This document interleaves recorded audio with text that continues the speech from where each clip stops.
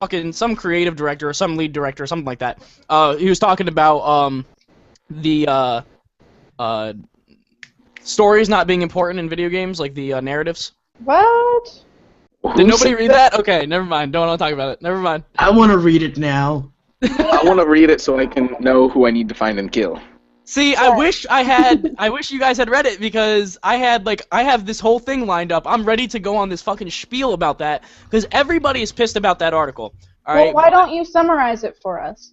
You know what? I'll do it on the podcast. I'm not gonna. Did we already start? What the fuck? Yeah, we just Hey guys, what is up? This is the fourth installment of the Poppycock and GamerSphere or GamerSphere Poppycock, whichever you want to go first. Actually, there are more GamerSphere people, so that will go first.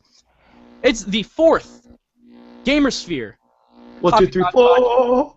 And today we are joined by a couple people. We got we don't even have 2 people from Poppycock, do we? It's just me, isn't it? You suck, Zach. You suck. What the fuck? You Alright, suck. well, I'm gonna go ahead and represent, because I'm a G. I'm a straight up G, yo. I'm gonna represent the Poppycock podcast, so I'm gonna go ahead and introduce myself real quick before we get to everybody else. I'm Zach. If you guys didn't know, I'm a writer over at Poppycock. Actually, fuck it. Nobody else is here. I own this shit. I fucking run that. Oh my god. Zach, I'm from Poppycock, you dick. I'm the only writer at Poppycock. How many times do I have to say this? What? Zach, you're doing this on purpose. I hate you. I don't know what you're talking about, but anyway. Whatever. So that's me. I'm a writer. I'm a lowly writer. I don't do anything. So I just write reviews and stuff. I also have a YouTube channel that I'll plug at the end. I won't bother you guys with that. But yeah, so I'm here with some of the people from GamerSphere. So why don't we go ahead left to right and introduce ourselves. So all the way on the end there, sir, who are you? What do you represent? Who do you work for? You do understand that for everyone it's on a different order, right? Is it in a different order? I'm sorry. Okay. Well then, I'm gonna go ahead and get Matt to go ahead and introduce himself first because he look at his pretty face. How can you not introduce him first? Right, because everyone wants to see this. No. But anyway, I'm Matt Shiflett. I'm a writer, columnist, and game reviewer over at GamersSphere.com. I don't know. What else do you guys want me to say? Well, that was a fucking introduction and a half right there. Well, you know what? All right, well, next to him on my screen, we have Kevin. Kevin, the floating blue head. Why don't you go ahead and introduce yourself? What's up, guys? I'm actually the co-founder of Poppycock Reviews. I also write a couple of articles, and yeah, I'm great to be here. It's great to be here. Who made this all possible? Not just me, but the 4 other people. Oh, goodness gracious. You're supposed to say Poppycock. Go to poppycockreviews.com. Come on. Everyone else. I don't want to plug our website. Anyway, next to him we have Ophelia. Ophelia, why don't you go ahead and tell us who you are? Hi, I'm Ophelia Blue. I write editorials, game reviews, and stream for GamerSphere. Good shit, good shit. And next to her we have Mr. John. John, who are you? Hello everyone, this is John Hitz. I am the founder and editor-in-chief for GamersSphere.com. I hope you have all enjoyed what we have brought here, and well, we hope that you enjoyed this podcast as well. All right, and next to him we have Mr. Stranger Danger. Never met him before, so why don't you go ahead and introduce yourself, sir? Stranger Danger.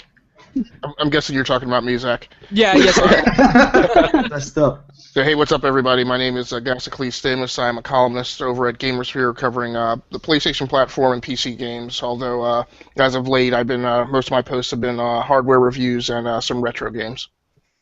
Now, what hardware reviews have you recently done? I've done 2 headsets for the Xbox One.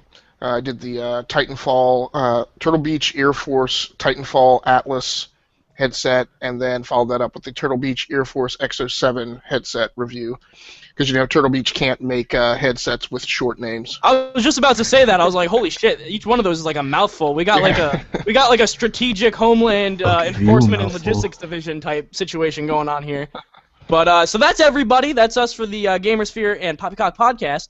Remember that we're missing Cassie from PCR, but she's gonna be a little bit late as she had some personal situation that she needed to take care of. As far as I'm aware, she's dead because she's not here, so she's dead to me. She's dead to us. She doesn't miss you, Cassie.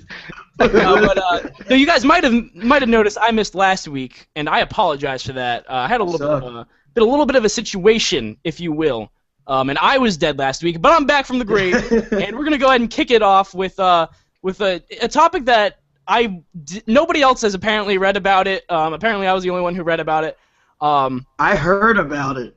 Oh, sorry. Kevin heard about it. Holy shit! I better give him some credit for just that. now, But Zach was talking about reading. You what? Zach was talking Reading. about reading, not hearing. I heard someone read it. Yeah, Oh, yeah. wow. No, Heard someone read it. I don't think Kevin's literate, so he couldn't have read it. But Okay, fine. article. And basically, I'm going to sum it up real quick. Basically, the article was talking about how some Joe Schmo was saying that the narratives in games don't really matter as much anymore. And it was some guy from Microsoft. I cannot remember his name. I'm sorry. But he was saying that the narratives in games don't really matter anymore. And he had, all these numbers. He was talking about people describing their favorite movies would describe them a lot more accurately and with more detail than people that were describing their favorite games.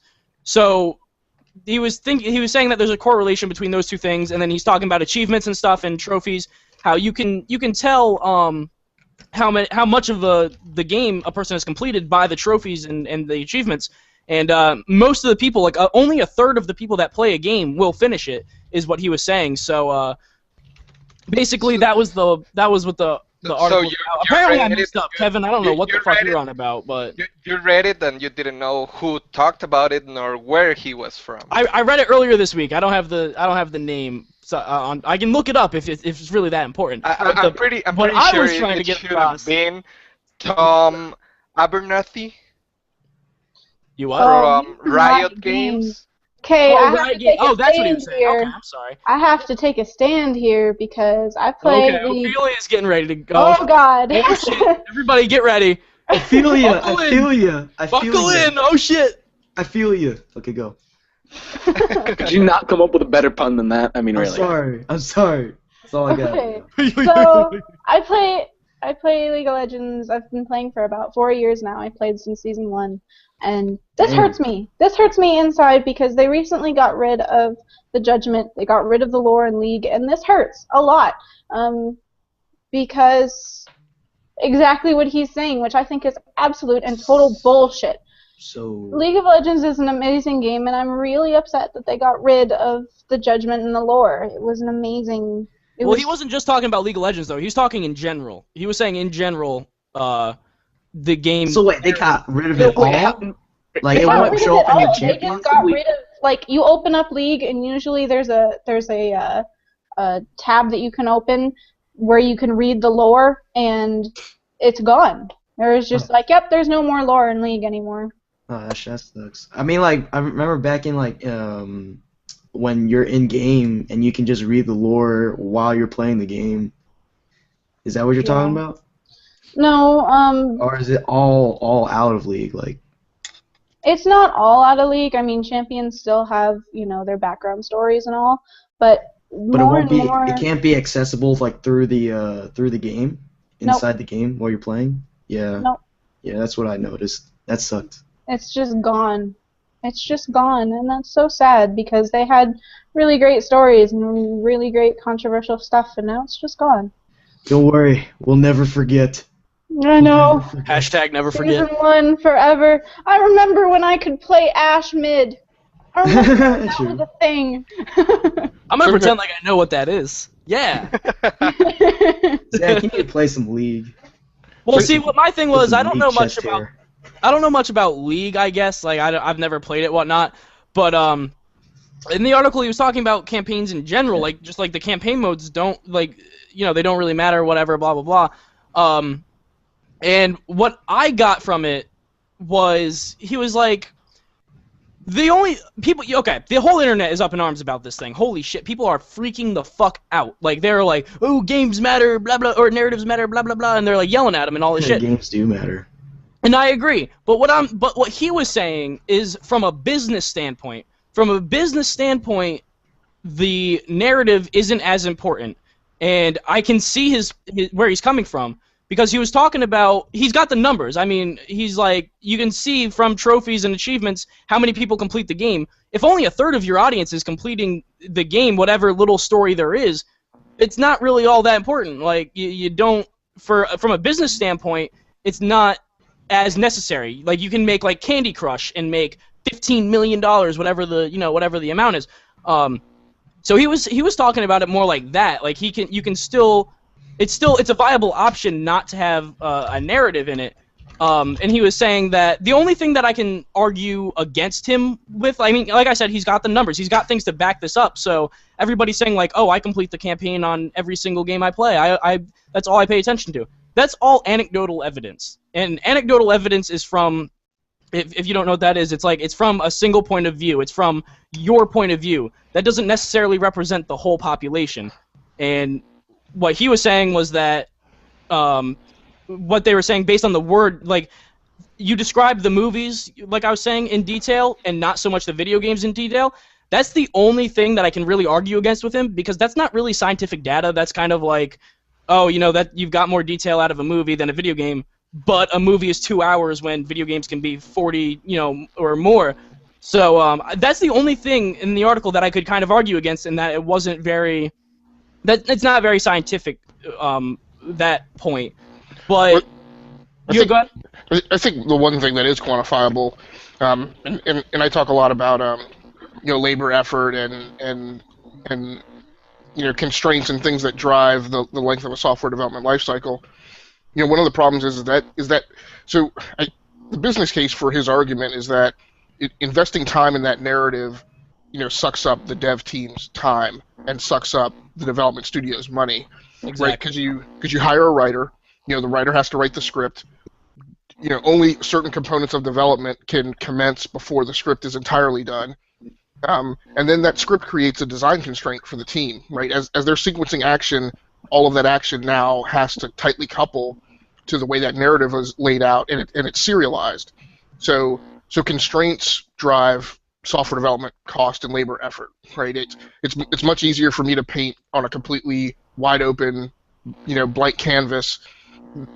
That's easier than if you give me, hey, you have to build this thing, but it has to be in this box. You got one of those books that tell you which color to use with the Right. numbers and shit. Right. So that's the. I'm sorry. Go ahead. Go ahead.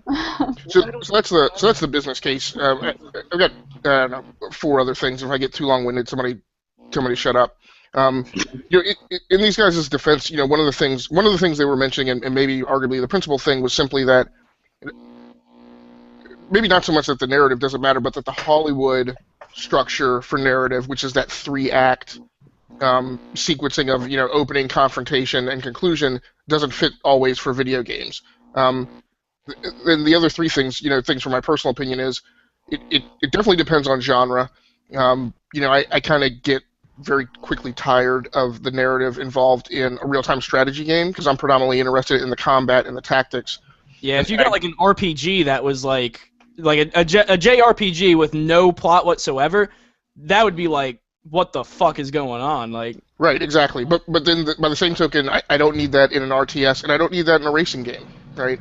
The other thing I'll say is, narrative is nice, but when you hear people talk about really old video games, a lot of what they talk about is how everything wasn't given to you. Right, you were kind of given the structure of a story, and you kind of filled in those blanks by using your own imagination, because the technology could only take you so far. Recently this year, one of the big games I've been spending a lot of time playing has been Sid Meier's Pirates, and if you look at my Google Plus page, I mean, I write this lengthy narrative, in my gaming diary about what occurred in the game, and like none of that crap is in the code. Right, that's stuff I'm making up because I'm filling in the blanks that string these anecdotal stories that do appear in the game together in a way to make it make sense to me, and that to me really reinforces my memory of what I experienced in that game is when I have some room and some space to fill some of that narrative in on my own. That all being said, I completely agree with you guys that certain game types and certain genres absolutely need narrative. Your big wide open RPGs. Definitely. And it's like, as an art form, you definitely you need narrative to move ahead with this art form that you have. And if you get rid of that completely, you're not doing anything for the art. You're really just you're just putting out games and you're just trying to make money at that point. But that was kind of that's why I was like why is everybody freaking out about this? Like they're talking about from a business perspective, like from a cash cow making money type. Well, Now, because it's the but internet if I and somebody might always add has to be right something, and somebody always has to be wrong. That's what it is. the thing is, you said that like only a third of people finished the game, like the narrative of it. But Yes. when you look at those third of the people, if you took out the narrative, I guarantee a lot of those gamers, probably a good percentage of that third, would stop buying your games. And would it make good business sense to cut out the narrative? You know, like, would you spend more money making the narrative, but then make it back in the extra people that would buy your game based on it, or would you lose more money? You know what I'm saying? What's the ratio? They would probably make the narrative a little bit more like straightforward than it would be like more expansive. Let's think about the different types of games too, though, because you're talking about League of Legends, which is one of the largest played video games in the world right now, and that's just a PvP. It's a game that everyone plays together. You can't play League of Legends as a single player. You can't. Oh, I don't know. So Yeah, that's exactly the point. So if you took the narrative out of that, kind of the same thing with Titanfall. Yeah, that's got a campaign, quote unquote, but really, like, come on, it's a multiplayer game. But if you took the campaign out of like League of Legends, if you took the story out of it completely, it would not have sold any less copies. Like if it wasn't in it from the start. I know you're upset that they removed it now, but if it was never a thing, it wouldn't have sold any less copies than it already has, and people would still be doing the same thing, making up their own shit. Exactly. And But then see, you've got games like. Well, go ahead. There's always going to be people upset about, when, for instance, when Soul Calibur 5 came out, I played through the campaign and I was extremely disappointed. I hated that game mainly because the campaign was so shitty. They didn't do anything for it. They're like, here's a campaign you get to play 2 characters. And, it's like, there's like 1 or 2 cutscenes, and everything else just looks like, someone scribbled, a character on a piece of paper and like, here's a narrative. But what I'm trying to say is that all the games that you see that are very popular, that you play with other people, i.e. fighting games or PvP games, MOBAs, they don't necessarily need a narrative. While games like Beyond Two Souls, The Last of Us, any of the single-player games, that is what they're based on. It really sucks. Amazing story is what they're based on. I feel like FPSs are falling under that category of not needing a story now, and I'm really disappointed at that. I used to love playing through Call of Duty and Killzone and all these different games, but I feel like more as the years go on and over time, I feel like FPSs are just becoming like, who gives a fuck about campaign? Let's play multiplayer and shoot. Yeah, that's most of the reason Call of Duty now.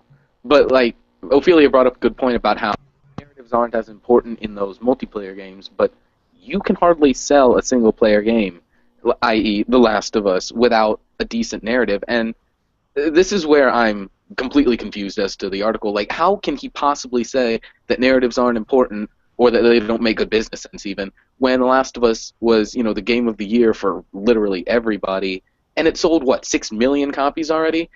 How can he say that that's a good investment, Because you look at League of Legends, you look at Titanfall, you look at all these different games, like, they don't have narrative. Like, League of Legends, I mean, it does, kind of, but eh. And then Titanfall, once again, kind of does. But it sold, millions of copies already, and even Grand Theft Auto 5, that does have a narrative. If they had focused every single little bit last of their resources into multiplayer, it would still sell extremely well, because that's a lot of people. That's a huge community. Like, and it would have been even better because it's just multiplayer, and it would have been just focused on multiplayer. I'm not saying the game would have been better, but the multiplayer would have been better. It would have been more appealing to audiences. It would have been more appealing to people that wanted the Grand Theft Auto for the multiplayer purposes, because everyone enjoyed it in Grand Theft Auto 4. So like Grand Theft Auto 5 is just like a step above, and then like if they were to focus on it, I think they would have like gathered a lot more crowd from that fan base. You do have your community of people that would rather play online games. And then you have the group of people that would rather play single games with amazing storylines. There are two groups of people. And I don't want people to think that I hate single player games because I'm Forever agreeing with this guy, alone. whatever. Like, I play single play. I don't really play a lot of multiplayer. I pretty much only play single player games. So I want the narrative. I want all that shit. But I can see where this guy is coming from. Like, I'm not gonna just because I want all that shit and I love single player and I want that. It doesn't mean that I can't see this guy's point. He's correct for the certain sub-market that he's working in. Yeah, he's got to be real careful how far he stretches that line because as soon as he crosses it, I'm gonna be one of those people like at his door, like fuck you, bitch. There's one thing I want to say though. Like, have you guys ever played like Dark Souls, Demon Souls? I haven't. Play it. I think Ophelia and I are waiting for it to come out on PC so we can play it. Yep. I was just able to play Demon Souls a little bit on my PS3, and I loved it, but I sucked at it. Yeah, that's true. See, that's why I'm not even gonna try playing them because I know I'm gonna fail at it. Yeah, but the thing I want to get at is like I feel like the whole series it doesn't really have a story. Oh shit! I just realized. Actually, I was actually watching a video the other day, actually around 2 days ago, where some Australian channel on YouTube is doing some tutorials and everything for the Dark Souls 2, and they explained that actually there is a pretty deep story behind Deep Souls 2. Like if you go talking around the world with every NPC that you see and everything, it goes together and it actually creates a really complex story. Yeah, because like the story, it isn't like put forth like in your face. You have to actually like, dig it up. Yeah, like, you gotta go out of the way for Dark, and you gotta like find it yourself and do all this work. And it's like the amount of people completing the campaign in general, like just completing it, is a third of their customers. So a third of their customers are completing the game. This is just a round number. It's not the exact percentage, but a third of the people are completing the game. How many of those third are actually going out of their way to find out that story too? I kind of wonder that. Like I want to know what it is, but I'm wondering how many people are interested in it. I think for Demon Souls and the Dark Souls, that whole franchise, I would suspect that it's significantly less than the 1/3. I don't know. If you think about 1/3, 1/3 is a pretty big number, especially, don't dismiss especially that on number. how hard that game is. Like, holy shit. Yeah, I mean, I think 1/3 I'm guessing, I'm assuming that he's quoting like industry standard data for most game genres. Standard. That's not. But I think for that specific franchise, it's probably less than that. It's probably like a 12th or whatever. I think like 3 people have actually ever completed Dark Souls. Isn't that the stat? Like 3 people, right? I'm pretty sure. The stat I want to see is how many people have this story. Actually, we actually have a person that actually platinumed Dark Souls. Holy shit! In our that guy masochist, like he likes torturing himself, like. he's one of my friends. God damn. He doesn't really. I think the last review he did was Metal Gear Solid Revengeance. Yo, he's a hardcore motherfucker. I don't want to meet. Yeah, he likes the platinum stuff. See, I'm a trophy whore too, but like I can't do it for that game. I would kill myself. Oh man. He tries his hardest, man. He tries his hardest. The stat I want to see is how many people have rage quit those games and destroyed a controller or destroyed a console. Threw it at their TV. Well, just imagine that, like 24 hours after the release of the game, there was this stat going around that there was over 3 billion deaths on the game already. Oh shit! Jeez, that's crazy. That's like that first timers though. They just like all died. It's like, oh, you are now non-virgins. Ophelia, that's gonna be us soon. We're not gonna be virgins. Oh yeah, no. Yeah. Ophelia, you'll be my first. Demon Souls said. Oh my god. That's like the first quote of Demon Souls right there. It's like, you're my first. See, now I'm not really looking forward to this game. I don't want it to. Is it gonna hurt, Ophelia? Is it gonna hurt? It is indeed gonna hurt. Just a tip. Oh man, Ophelia, be gentle with me. Just a tip. Ophelia's got a big tip. I mean, just the tip is still a lot. I'll give you a tip. I don't think we're talking about video games anymore. You gotta roll, man. You gotta roll. You gotta do a barrel roll. That's the only way Actually, to a do few it. didn't you have 2 articles that you put up that you wanted to talk about today? Yes. I believe that we should actually wait for Cassie to Cassie. join us. Oh, get another girl Yeah, in that's here. probably a good idea. Yeah. Yeah, because she's I'm actually she's in probably- touch with my feminine side, if that helps. Hey, I was about to say, if you want, I'll be a girl for a couple minutes if you want. No. I'll just blindly follow the No, articles that'll and be start. really weird, and I don't know how I feel about that. No, No, actually, see here, wait, I'll show you. I can do it. All right, guys, this is so bullshit. Everybody's treating me so badly. I'm on my period. It hurts. Like, oh, I got cramps. That's so like insulting. So just Yeah, so I everybody's bet aware, all of I was totally kidding. we have just lost all of our females. Yeah, followers, everybody. Yeah. you know? Yeah, they all unsub. Viewers. I was just kidding, But everybody. yeah, Okay. did you guys actually? I wanted to talk a little bit about this game, this War of Mine. Did you guys actually War of got to Mine? see about it? This world of mine. If it was on GamerSphere, then no, because I don't read GamerSphere. Well, Oh you should- man! Obviously. Shots fired. No, I'm just kidding.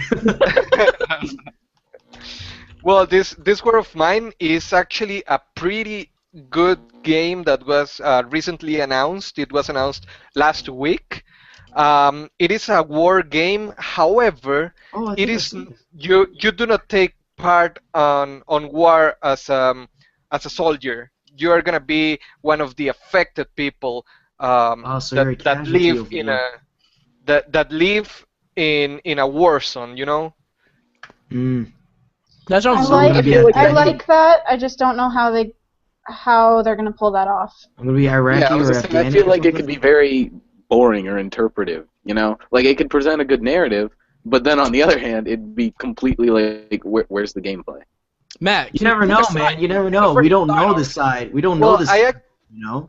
I actually believe that this is a really good idea actually because well we have war games like everywhere. There is Battlefield, there is Call of Duty. There are plenty of games in there. With just those two, we have like 15 titles, you know. and and well, every time we are actually playing as soldiers, we're killing people, and we are not actually getting worried about surviving. Yeah, it's no doubt that it's a good idea. It's just got to be done correctly, because it can be done very wrong very easily. Yeah, and I think what Matt was alluding to, and this kind of goes back to this whole, is plot overrated? Is, there's a lot of indie games that are kind of doing this, where yes, they're a very good narrative, but arguably that's kind of all there is to them. It's just the story. And I'm probably going to get myself in huge trouble here. One of the other things I've been playing. You motherfucker! One of the other things I've been playing recently is Outlast, and Don't you dare bash this game. I love Outlast. Don't even go there. I'm now. not gonna bash it, but one of my big problems with it is you spend all this time in this asylum and you're not allowed to pick up any weapons. So it's this kind of contrived mechanic that limits what you can do in the game, and that would be my concern with the War of Mine. That in an effort to drive home that you're not a combatant, that they put a lot of these contrived mechanisms in there that don't allow you to do something that is patently obvious that you should be able to do, whether you're in a soldier's uniform or not, just in an effort to tell that narrative. Yeah, that is actually that's true. a really good point. I enjoyed every minute that I played on Outlast.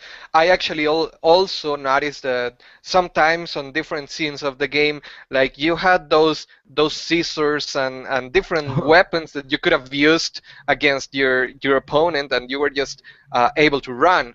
But well, on that game, I actually believe that it worked simply because, well, it is there for the reason of us having to run away for our lives.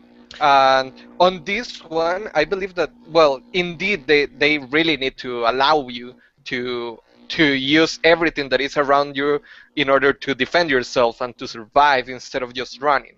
Right. I See, mean, I don't really think that though. I feel like with the war game, like if you're a random civilian, whatnot, like let's say for some reason or another, a soldier got shot in front of you, right? And there are people coming at you, whatever. You'd want to, pick up that guy's gun and defend yourself, whatnot.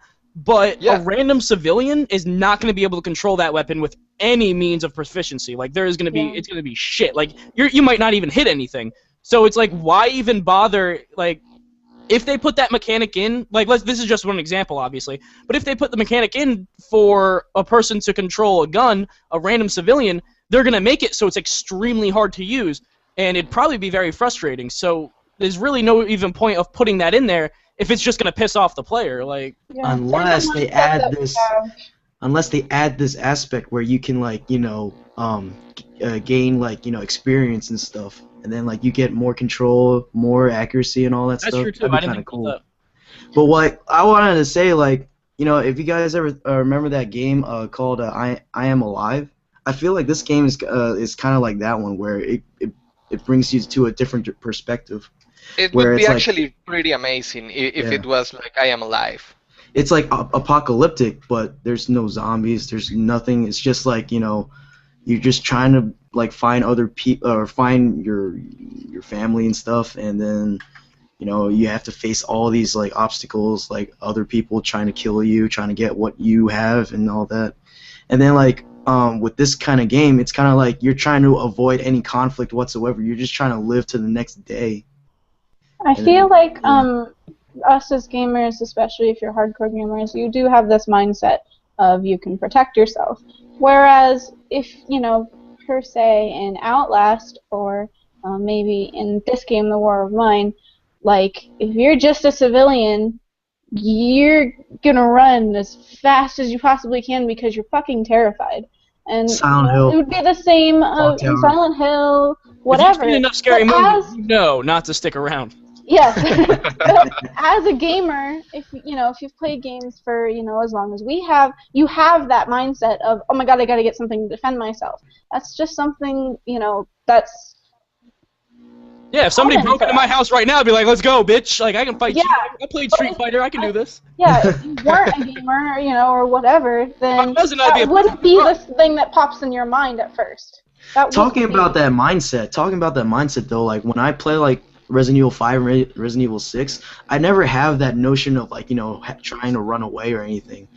And then, like, in Resident Evil 4, empowered in those games. Yeah, exactly. You have, like, big old muscles and stuff. You just punch, like, Falcon punch people. And then it's just like in Resident Evil 4, I felt like they kind of held on to that, where you actually have, like, a bit of, like, adversity in, like, your movements, and you needed to, like, coordinate yourself well in order to, like, get away from, like, all the village. Like, remember, like, the beginning sequence where you had to, like, run around and try to, like, survive until, like, the time was there was, like, the bell rang. Yeah, like, for that whole, like, 10-15 minutes, like, I was really, like, sweating, man, because, like, I couldn't, like, I didn't know what I was going to do. Was I supposed to kill all these people? I was running low on ammo and everything. And then it's just like, what if we, like, got someone that liked Resident Evil 6, Resident Evil 5, and then we brought them back to, like, Resident Evil 1, 2, 0. I can attest. I played Resident Evil 6, and I'm currently playing Resident Evil 5, and I've never played 4 or 3 or any of the original ones, so I'll get back to you on that. And it's like that's just, like, taking you out of your comfort zone, because, like, back then where like, the zombies were, like, so hard to kill, because, like, you had, like, little ammo, and every bullet was, like, very vital to your survival. So, like, what you ended up doing was just, like, running out of the room and just coming back in, hoping that it refreshed so that the zombie would be like, away or some shit. Yeah. No, I can understand that. Yeah. I mean, I guess that's one of the big challenges in game design, and Ophi, I get what you're saying. I get frustrated. Mm-hmm. I feel like I should be given that choice, right? And Outlast does do some things well, because there are plenty of times that game does things to me where that is the only thing I think of, is, like, run, let me get the heck out of here. Yeah, when that guy's like, little pig, and you're like, well, fuck. Right. Right. So that's a good example of a section of that game where, even if they had allowed me to pick up a weapon, my instinct would have been to run. But, and I apologize for anybody who's watching who's getting spoilers, but, I mean, the game came out last fall, on the PC anyway, so hopefully they played it already. But, but then when you get tortured by Rick, whatever the guy's name is, and he and am I spoiling this for anybody in the cast who hasn't? Well, Ed, we'll just let everybody know. Spoilers, all right? So if you don't want spoilers for Outlast, We've already passed that point. Don't worry, there's gonna be a warning on the description. Okay, so but then when you get tortured by Rick and he cuts a finger off of each hand, then you're able to wiggle and get out of the chair after he leaves the room, and right next to you is a big tray of like many sharp objects, and I'm like, okay. So earlier in the game when I was on the run, it makes sense to not let me pick up a weapon because I didn't have time to think about it. But I have plenty of time to visualize the scalpel and the forceps and all that stuff sitting on that tray because I'm stuck in the chair for so long, and I don't feel I should have been restricted and constrained from picking those weapons up, especially before, like, right after I get out of the chair, before rolling out of the room back into a threat zone. See, I'm just going to tell you right now, though, if they had let you, like, grab one of those, torture weapons right now, I already know what would have happened. If you, grab a, let's say, scalpel, scissors, whatever it was, grab a scalpel, I already know the game developers would have killed you. They would have, if you had went after this guy and tried to attack him, even if they let you pick up one of these weapons, they would have killed you every single time. There's no way they would. Definitely. Yeah, because then if you would have won the battle, then narrative over, game done, that's it. You win. Now walk out of there, no problem. Yeah, see, it would have been... Unless you get a flamethrower, the flamethrower! I saw that. Why didn't I get that? But I hate it when like games force you to like have one mindset, and then they don't let you like think about other things. Like for another example, like Thief. You're a thief, so obviously you're gonna have to think stealthy all the time, because if you raise the alarm, you're just basically fucked. You can't do anything to get yourself out of there. I mean, there's some close quarters knockout stuff, but that's only if you're still stealthed. And then it's just like, why can't I do some cool ass like Nightcrawler stuff and just pop up behind them, snap their necks or some stuff, and then just boom out of it. Yeah, it'd be too easy. It would just I don't know if make the you're game aware too, of this, but the Thief games actually take place, hundreds of years before X-Men were a thing, so you couldn't really be Nightcrawler. Yeah, so then that means I would have to rely on magic, which is basically what Thief is doing right now. The new Thief that rebooted is like basically playing off of magic that the main character has, that lets him be able to shift across like a room of light into another piece of shadow or something. Did you play the original Thief games, or? No, I've just only seen it. See, everybody I've heard that it was based on magic or whatnot, and that's how they kind of interweave it. It's I was kind of wondering from somebody who had played the earlier games, what do they think about the jump from it's just he's so good at stealth that he can be stealthy, as opposed to the magic where it's like a magic type thing.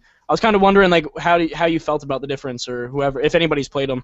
So I played the original games. I played Thief and then Thief 2: The Metal Age. I didn't complete them, and so I'm answering your question. Fun, though.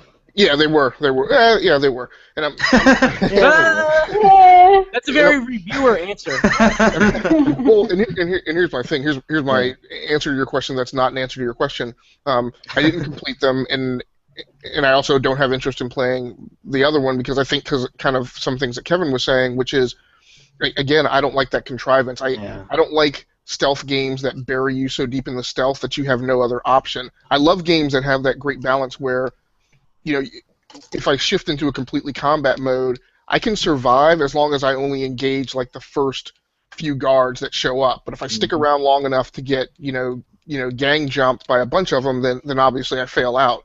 See, I feel like for you, there has to be that balance.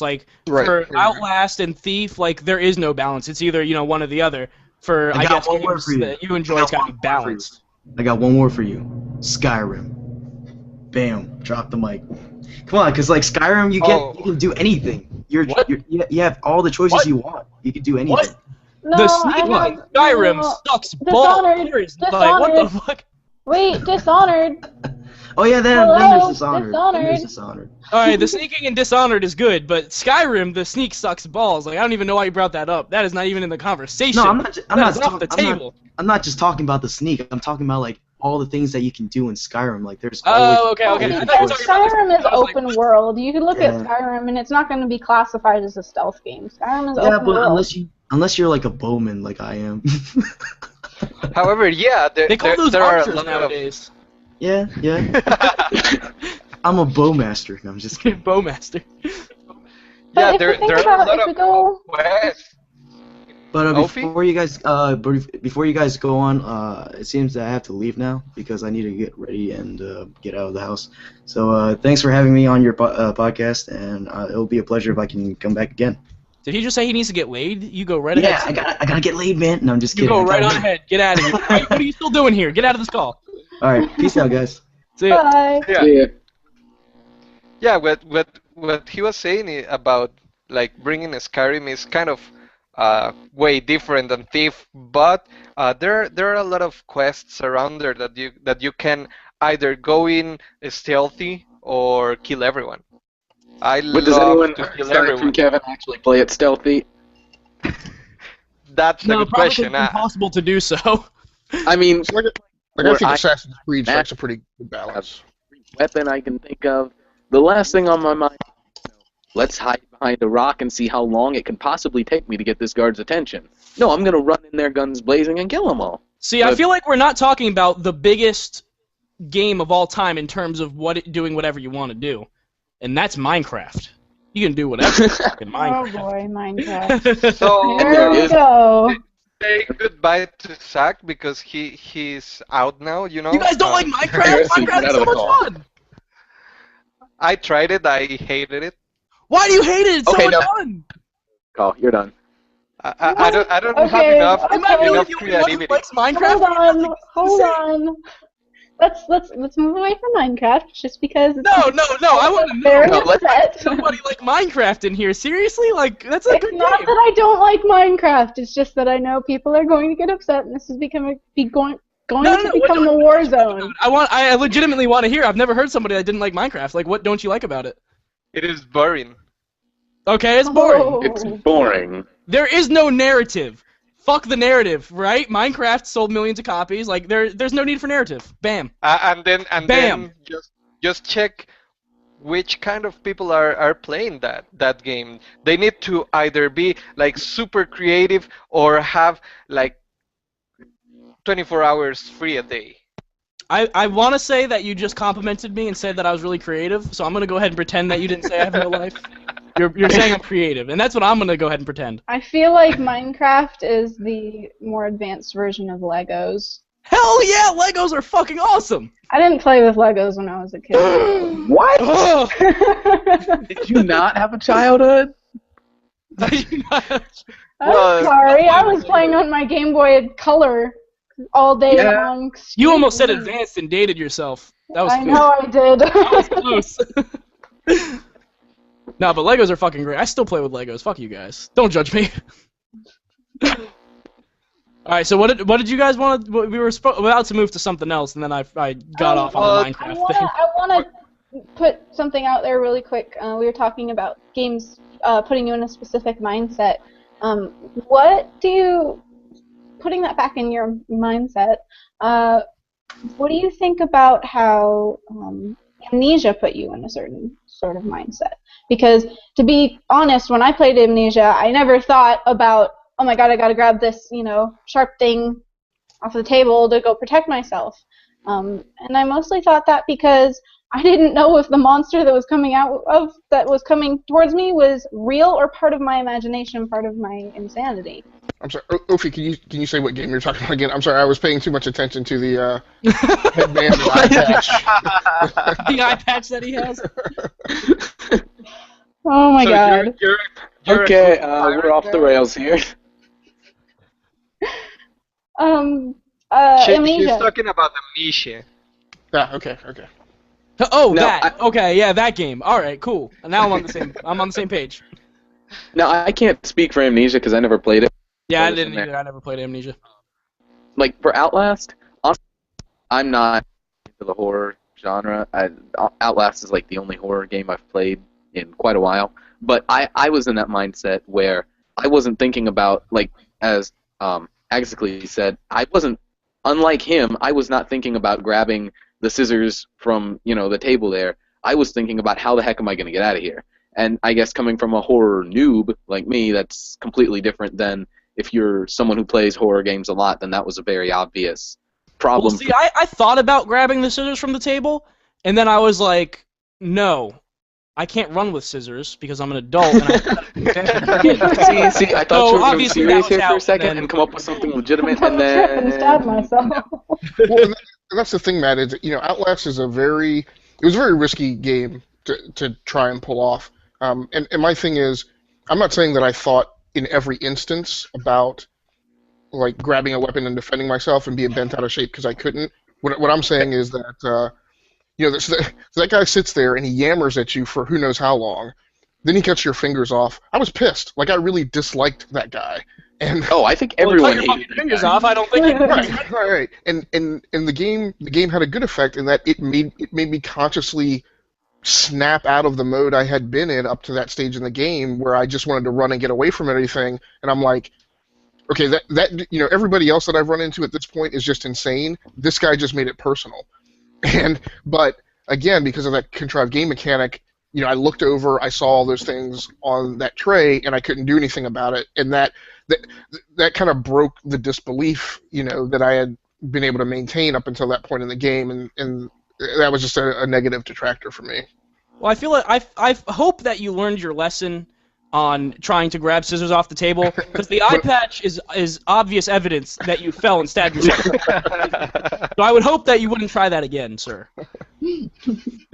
So, like moving to maybe another topic, what did you guys think about the new Assassin's Creed Unity? No, don't. That disappointed me so much. The only thing that happened was a guillotine fall, so I can't even really say one way or the other. Yeah, but the trailer that came out was kind of poor. I mean, it is an announcement trailer, which is just telling you that the game's coming, so I mean, it's not one way or the other, it's just like, oh, yeah, a new Assassin's Creed game is coming out. Didn't see that one coming. For me, anyhow, it wasn't just like that, it's a guillotine, that's stupid. It wasn't that, it was that I knew what the guillotine represented, because I'm a nerd and I happen to know all this stuff, but like I knew it was going to be about the French Revolution. And when I think of the French Revolution, I don't think of epic moments that, even Black Flag or Assassin's Creed 3 puts you through. I'm thinking this is going to be kind of mundane, and it's kind of going to be even a repeat of Assassin's Creed 3 because I see a lot of similarities between both revolutions.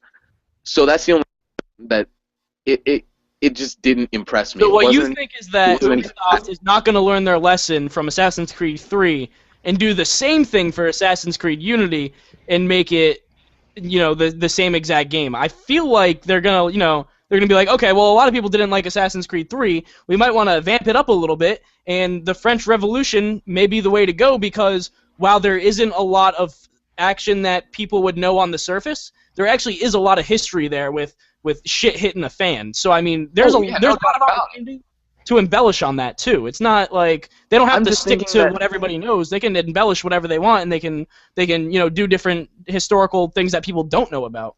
Right. I'm just thinking from more of an artistic standpoint. Like, I mean, narrative aside, that. Got you. Okay. Artistically, a lot of the not venues. That's not the word I'm looking for. A lot of the areas in the game are going to be very similar to America during the 1700s. Whereas if you shift to someplace like, I've always wanted Assassin's Creed to go to Japan. If they shifted straight Assassin's Creed 3 or at this point Assassin's Creed 5 and boom, next thing you know you're in Japan, that's kind where everybody was an assassin in that time. Well, see, I feel like Japan present day, sure, but Japan back in, back when they'd probably make this game, it'd be exactly like America and whatnot during the Revolution. Like, there wouldn't be a whole lot there to do. I mean, I feel like I don't know. I feel personally like they did really well with what the limited shit that they had in Assassin's Creed 3. Like you were saying, it's not a lot to work with. But I thought they did really well with what they had, and they made it fun to move around the environment for me at least. But yeah, it was a great game. I'm just saying I don't want to play a very similar one. I wouldn't say it's a great game. I just thought the environment they did all right in.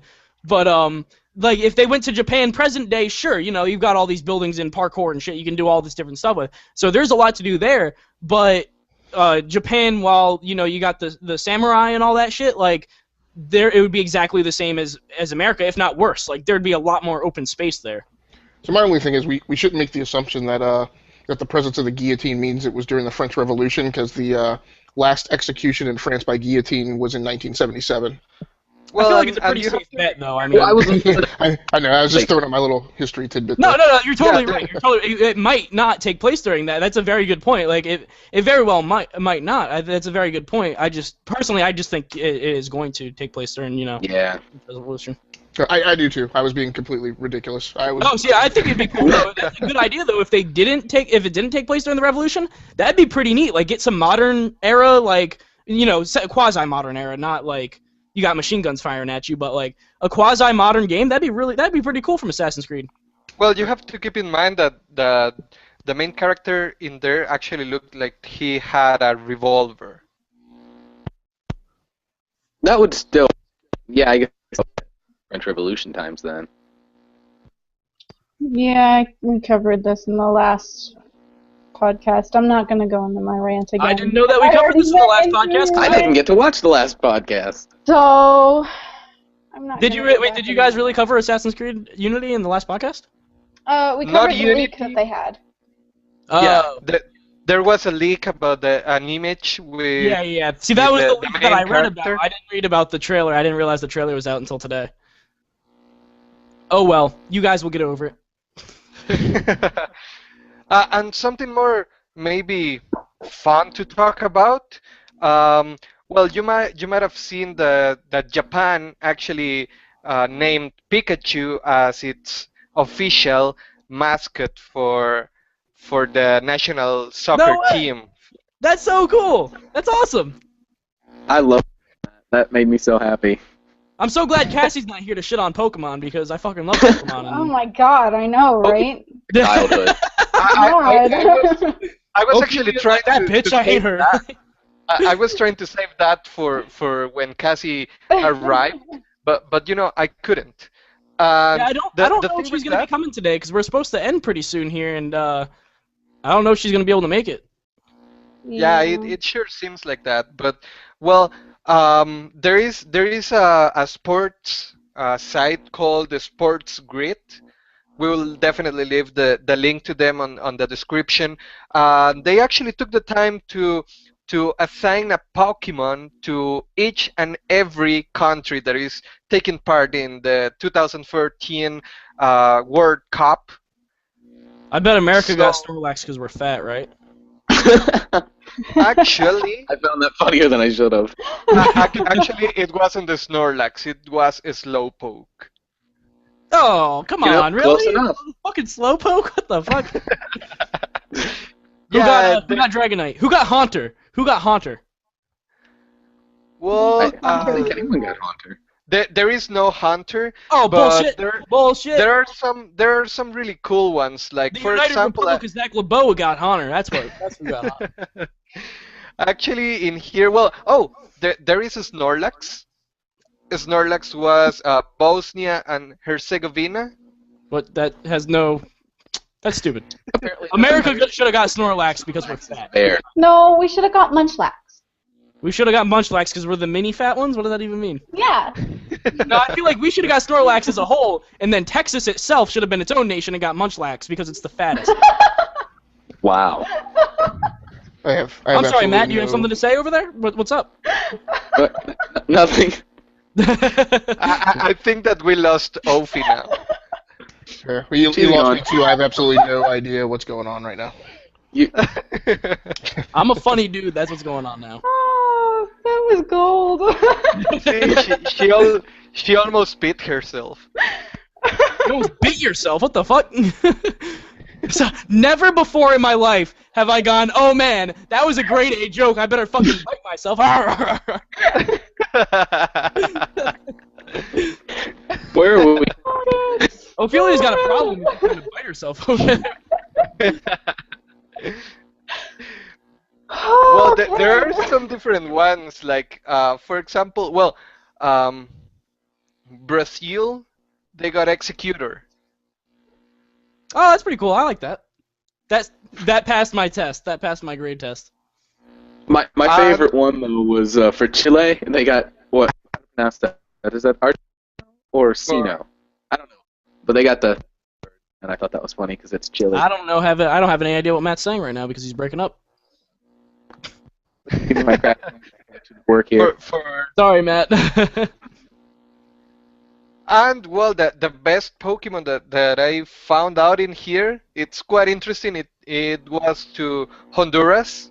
They got Rayquaza. Oh, cool.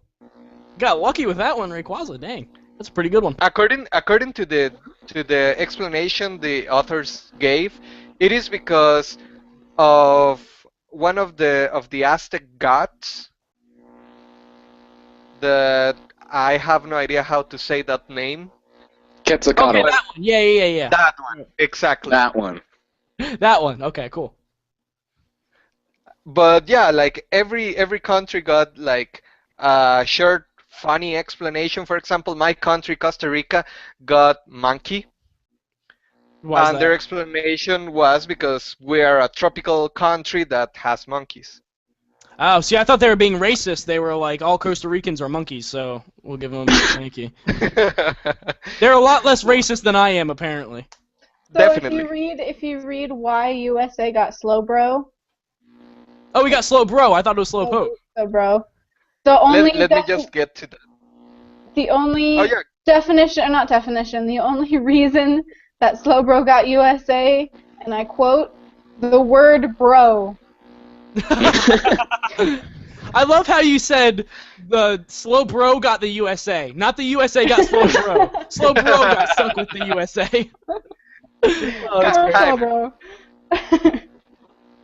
There is actually a new one that I didn't have when I actually got this thing. There is Belgium with Doctrio.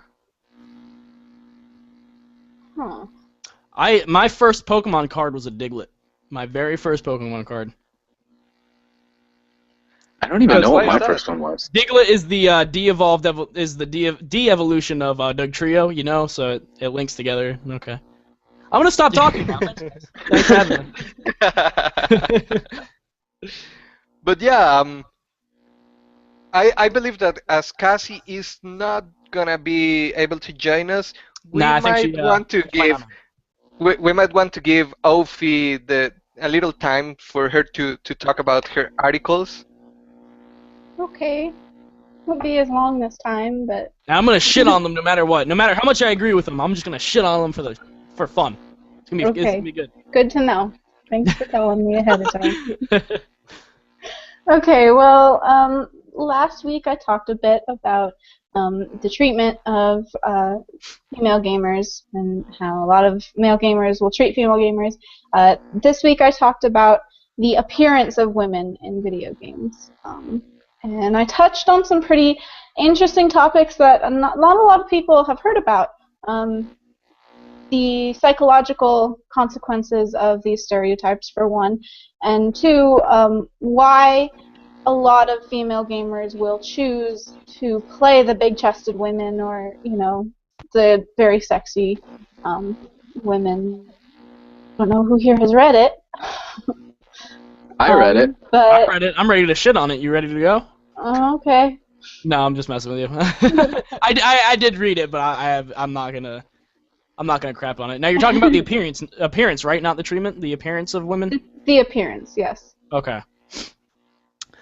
So what? One of the biggest things I want to talk about, and I wish Cassie was here, but she's not, is the question as to why a lot of female gamers will choose to play the big-chested women or the really sexy women, or decide to make their characters look very sexy or very attractive. And the reason I have come up with, the reason I've heard from other girl gamers, is because one of the biggest reasons why we play video games is to live out our fantasies. And currently we live in a culture where if you are not attractive as a woman, you basically have nothing. That's what culture tells us nowadays, which sucks. But if we think about living out your fantasy, You know, we want to be those big-chested women. We want to look, you know, attractive and sexy. So that's why we do that.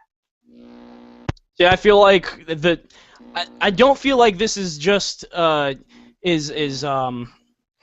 to women though. I don't feel like it's just women. Like if I'm in a video game, whatnot, blah blah blah. Like 9 times out of 10, I'm gonna, you know, I feel like most male gamers do the same thing. Like they want to make an attractive dude. They want to make like, you know, one of those big buff dudes or jacked, whatever. They're like, ugh, and like, you know, they got the big muscles and everything. Like, like who's the guy off of I feel like Resident Evil that's just 5? human nature is to want to live out your fantasy through a video game and make the best character you can. You don't want to make a shitty looking character because then you're not going to be very intimidating, whatever. And it's like, I feel like it's a universal thing for all gamers. I don't feel like it's just for women. Like that's guys too. True. I mean, guys every time you see, I either go one way or the other. I either go, this guy's a fucking piece of shit, looks like trash, and is the shortest motherfucker you've ever seen in your entire life, or he's, you know, huge and jacked, whatever, and all that stuff.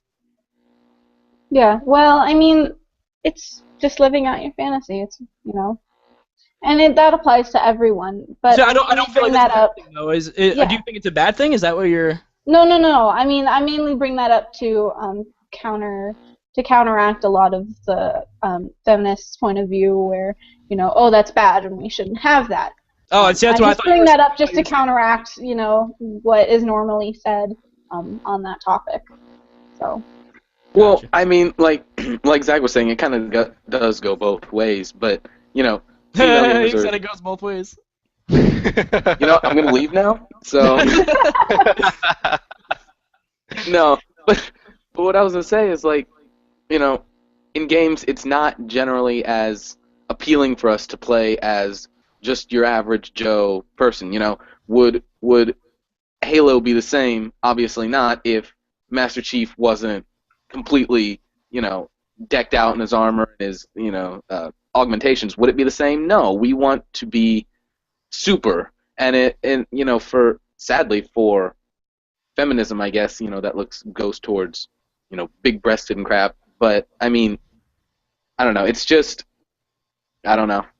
See, I feel like we don't get, you know, we get all the options to make, you know, the dude super jacked and the women, like, you got huge boobs and all this different stuff and, like, you know, toned and got the curves and everything. I feel like we don't get enough options to make a 2-foot-tall character in Skyrim, because that's what I want to play as. I want to play a 2-foot-tall fucking dwarf, and I want to wreck people as this 2-foot. That's what I want. That's what I want right now. You know, I would go back to If I had the option, I would totally do that. There's got to be a mod out there for that somewhere. Oh shit! I gotta download this mod. Holy crap! I'll get ridiculous on that, right? I'd have so much fucking fun. Can you imagine how much fun that would be? Is to just, like, you know, literally 2 feet high, fighting a fucking dragon. Like, Are you kidding me? Someone got excited about it. So that I'm would. getting really amped about this. I want this to happen. So I hate to kill it with the extreme nerdism, but so 2 feet tall would technically be a gnome. Dwarves are typically taller than that. Fuck me. I just. You Alright, know, here, sir, here's my card. Skyrim. You enjoy to take the nerd points off of that. One of the other topics I focused on was the psychological consequences of these stereotypes, such as damsel in distress or the killer sex toy. For Killer example, sex toy. Never heard that one before. Holy shit. Like, oh, I gotta think of some. Bayonetta.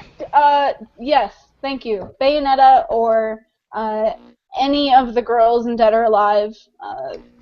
Lara Croft. Final You Fantasy. get the point. You get the point. And then the damsel in distress. All of these stereotypes we see a lot. Granted, we aren't seeing them as much anymore, you know, if you think about The Last of Us and all that. You still see a lot of that. And I go into detail very personally, in fact, looking at myself and how I have grown up with all these stereotypes just being pushed on me constantly. And how it makes me think about other people and how it changes how I act and how I talk to people.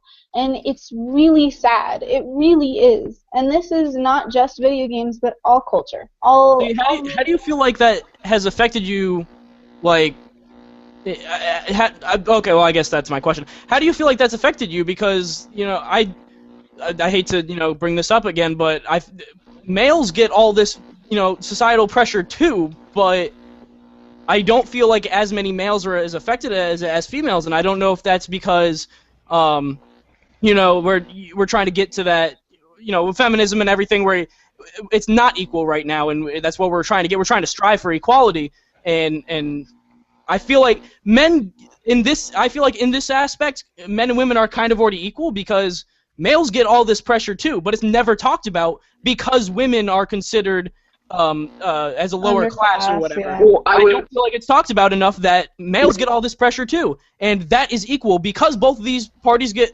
pressure. To me, that's equal. That's equal. Each of these stereotypes are getting enforced on kids, and right, wrong, and different, it's equal, is what I think. I can understand that, yeah. And I'm a humanist as well, give or take, and I've looked at a lot of the pressure that's put on men, and it makes me so sad because you see a lot of this pressure: be a man, grow some balls, Rub There's some dirt on. No, it's like is that right? No, I don't think that's right at all. It shouldn't be enforced on either gender, male, female, whatever. Yeah. It's wrong either way. It's. I feel extremely sorry for both sides of the spectrum because men are just, you can't be emotional and you can't show, you have to be above Unless emotions. you're gay, in which case you're the fucking flamboyant wreck that a woman would be, right? Well, there you go. And there's another And then if you're stereotype. lesbian, you're a dyke and you're a butch and. Exactly. So there's a lot of stereotypes in it, and that. So I think I feel like as a white male, I am stereotyped too much. It's like. so Ophi, if I can give you a little backup. So I guess like the only detraction I would have from your, not necessarily to say argument, is, but for male characters there's a lot more variation. So This is true. so Where Brandon, is my gnome? What is that? your gnome is there. He's just not in Skyrim. No, I want him in Skyrim. There are plenty of gnomes in Dungeons and Dragons games, but that's the thing is, for male characters, we have a large degree of variation. There are your smart kind of brainiac characters. There are your characters who get by on power. There's like your thief and characters who get by on stealth. There are your characters who are super fast. And then there are your male characters who are look like your Gears of War types. But so maybe there's still stereotypes, but there's about 10 to 12 of them. Whereas with female characters in games, there's 2. Yeah, pretty That's much. true too. That's very true. And I while feel they're like more games need to take advantage of the fact that you can have a female character. Like, how Mass Effect was one of the first big video games to do this, was that you can play as either a male or a female. And I feel like not enough games are taking advantage of that, I don't know the word I'm looking for, of that leniency, I guess. Because you can do either one, like South Park: The Stick of Truth, like that you get called douchebag the entire game. You could literally be a female in that game and it wouldn't make any difference to the story whatsoever. I mean, if it makes a difference to the story, then yeah, you can't have a female where a male should be, you can't have a male where a female should be. But there aren't enough games that you can pick which one you want to do, or you can do either one. Like I said, South Park: Stick of Truth is an example because you could no impact on the gameplay or narrative whatsoever being a female, and you totally could have pulled that off. That would have been fine.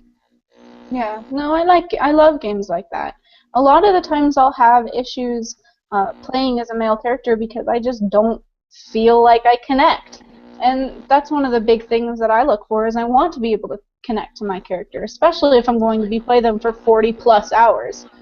So how did you feel when you were playing Last of Us after playing Joel the entire game, and then you switched over to Ellie? How did you feel switching over to Ellie? Did you really get excited? Okay, see, now I have to say this. I never played The Last of Us. I Holy watched shit! it. Okay, podcast over. Everybody, see you later. You're banned now. You're banned from.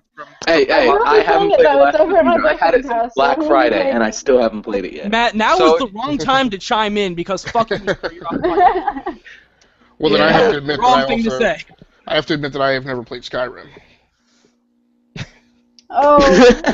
Oh my god. Wait, you never So- played Skyrim or Last of Us? Both. Well, fine. All right, In Skyrim, my fine. defense- Last of Us, no. In my defense, as the reason I didn't play The Last of Us is because my audio file corrupted, and literally they were speaking and no words were coming out. Oh, there was that's no sound, unacceptable. so I'm like, no, that's I'm like, all right, okay, I've gotten through 3 you hours have of a this, I'm defense. done. You're fine. Matt, you're Yeah. excused. You're excused. I'll get to it when I feel like I go through the first 3 hours of the game that I have to start over and not feel like it's stupid. So I think that I'm gonna have to mail Ophie my copy of The Last of Us now. I will be playing it this week, though. So. Hey, there we go. Okay, so by next week you'll have to explain to us Next what you podcast, feel. we'll be doing a book report, so make sure you're Okay. taking notes. So yeah, you're gonna have to write an essay of 5,000 words about how did it make you feel, you know? 12-point font times New Roman double space. Don't forget that. It's got to be MLA format. If it's not, we're taking off points. Dude, I wrote You like gotta have your 5 name and the papers page number on the this top week. Are you right of the kidding page. me? Top left is God. 10 points off. Yep, there you go. Bam. Matt knows what's going on. All right, but I think that's going to be it for the podcast this week, guys. We're running a little bit over time. I know Ophie's got to get going soon. But let us know in the comments what you think about our topics. If you have any comments, anything, let us know down in the comment section on the YouTube. And tell us what you think about in particular about the feminism and everything in video games and how you think that reflects on the societal norms, I guess, and the stereotypes that are enforced. So let us know what you think. But that's going to be it for this podcast, number 4. Number quattro, right there, number quattro. And so, guys, any last remarks, anything before I give all the links and wrap it up? No, I think that should be it. Just keep checking us out, and we'll be bringing you more of the up-to-date information about the gaming industry. All right. So if you want to check out our websites, it's GamersSphere.com, right? And Poppycock, God damn it. PoppycockReviews.com, and all those links will be in the description, whatnot, as long as well as any articles that we talked about. Those will most likely be in the description as well. And my personal YouTube channel might not be in the description, but it's www.youtube.com/ZRaither. That's ZWRAITHER. And that'll be it for this week. So thank you guys for watching. Bye. Bye. See ya.